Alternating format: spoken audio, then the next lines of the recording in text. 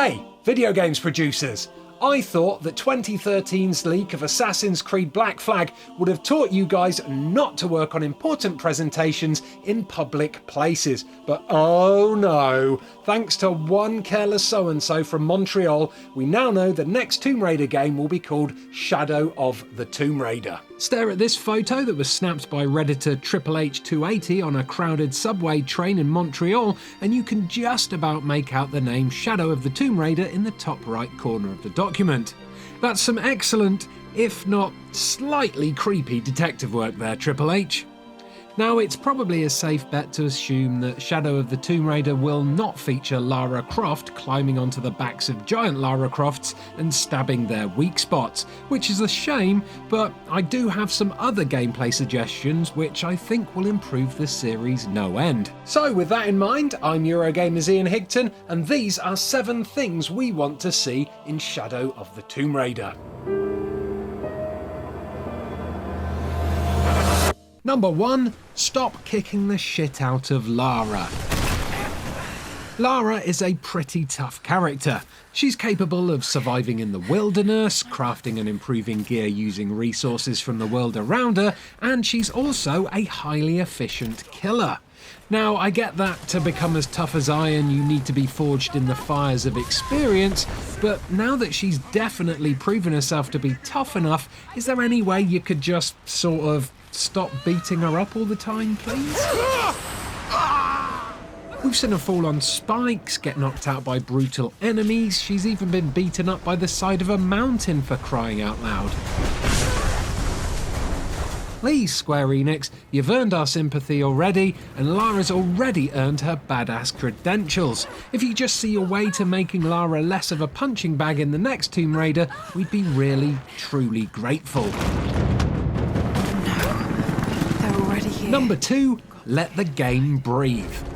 What do I mean by that? Well, basically, the recent Tomb Raider games have veered off down the Michael Bay school of storytelling. Big, spectacular action scenes interspersed by gunfights and cutscenes that drive everything forward at a breakneck pace. Classic Tomb Raider games had a different flow to the gameplay. They pulled back a lot more, they let the player get stuck, and most importantly, they left the players to themselves.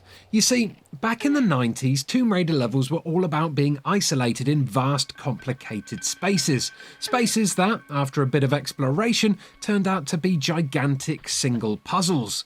Back then, Lara was left alone for long stretches, trapped in ancient ruins with no immediate avenues of escape. After a while, though, players would spot a seemingly inaccessible part of the environment and use their wits and Lara's acrobatic skills to make their way up there, often taking a route you'd never really expect. The new Tomb Raider levels look big, sure, but if you take a step back, it becomes obvious that they're really just small shards of gameplay, separated by an endless churn of cutscenes and quick-time events. Whilst getting stuck in classic Tomb Raider games could be, and often was, frustrating, finally solving those puzzles and truly earning your escape was incredibly rewarding, and it's a feeling that, so far, the new games have struggled to capture. Damn it. Come on. I'm a terribly lucky girl. Number 3, bring back Keeley Hawes. Look, I'm sure Camilla Luddington is a lovely person, and she really does give it her all when she's pretending to make falling down noises, but still, nothing compares to Keeley Hawes' classic Tomb Raider voice work. Winston, take a look at this. It's almost identical, just configured differently. Keeley Hawes provides the definitive Lara Croft voice. Her version of Lara sounds posh without sounding pretentious, sounds brave without sounding cocky, and sounds smart without coming across as a know-it-all. Camilla's version of Lara, well, she just sounds like a whiny gap year student, and if I have to listen to her wistfully reminiscing about what a wonderful man her father was one more time, well, I'm just going to have to play through the whole of Shadow of the Tomb Raider with the audio muted. This is the map I made for my first expedition with Dad. It shows a path to the library through the servants' passages. Number 4, more Croft Manor. Croft Manor played a big part in the classic Tomb Raider games. Acting mainly as a training level, it also served as a good way to get to know Lara a little better, showing off a bit of her backstory and letting us get to see what she was like when she wasn't backflipping her way around spooky tombs. The recently released Rise of the Tomb Raider 20-year celebration did give us the chance to explore a new version of Croft Manor, and in virtual reality no less, but it still felt like a rather hollow experience. Here's hoping we see a proper return to Croft Manor in Shadow, this time with big open areas to climb around and explore, with cool puzzles to solve that unlock secret passages, and with challenging training missions that put a bigger emphasis on acrobatics over gunplay. Oh, and being able to troll Lara's butler by locking him in a freezer once again would be an added bonus. Number 5. Get rid of Survival Instincts mode. I see what Crystal Dynamics were trying to do with Survival Instincts mode, I really do, but if you think about it, it basically ruins the new Tomb Raider games by being the least Tomb Raider-y thing they could have included. All I did in the last 2 games was hammer the Survival Instincts button as much as I could and race from one glowing marker to the next, stopping occasionally to crack open a crate or snap some twigs off a tree. It's a crutch that not only allows for bad visual design and cluttered, unreadable environments, but worst of all, it lets players speed through levels without even properly looking at them.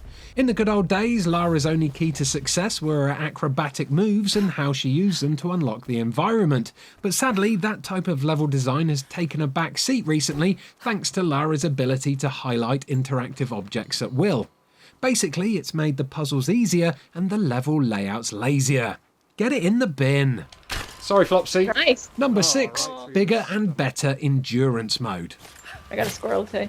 I love survival games, and with Rise of the Tomb Raider's increased emphasis on all things hunting and crafting, expanding the game's endurance mode seems like a no-brainer. We already saw an excellent online co-op expansion added to Rise in the recent Blood Ties DLC, but as Aoife and I found out when we played it, the whole survival concept was rather basic when compared to some of the more hardcore survival games I've played. Here's hoping Shadows brings back endurance mode, but with extra depth added to the gameplay, like, say, the ability to craft your own shelters and traps. Oh, and let's keep the online co-op in there as well, because surviving on your own is never as much fun as surviving with your friends. In fact, how about increasing the amount of players on each map and giving it some kind of DayZ-style persistent world stroke permadeath mechanic that'll encourage survivors to team up and launch raids on one another? I reckon that'd be awesome. Number 7, bring back dinosaurs. Do I really need to elaborate on this one? Dinosaurs, especially the T-Rex, are long overdue a comeback in the Tomb Raider series. Having appeared in Tomb Raiders 1 through 3, you'd think there'd have been at least a little glimpse of them in the reboots, but no, not a sniff. Not even one of those little frilly-necked dinos that gobs a load of venomous crap into Dennis Nedry's eyes in Jurassic Park. Come on, Tomb Raider, 3rd time's a charm, surely. And no, before you say it, the appearance of a T-Rex in 2015's Lara Croft Relic Run doesn't count. Why? Because mobile games are rubbish.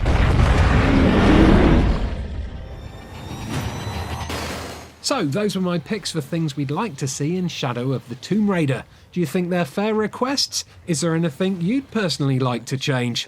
Let us know in the comments below, and then why not check out one of these other Tomb Raider videos while you're here.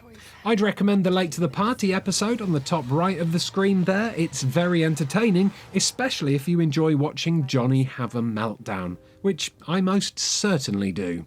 Goodbye.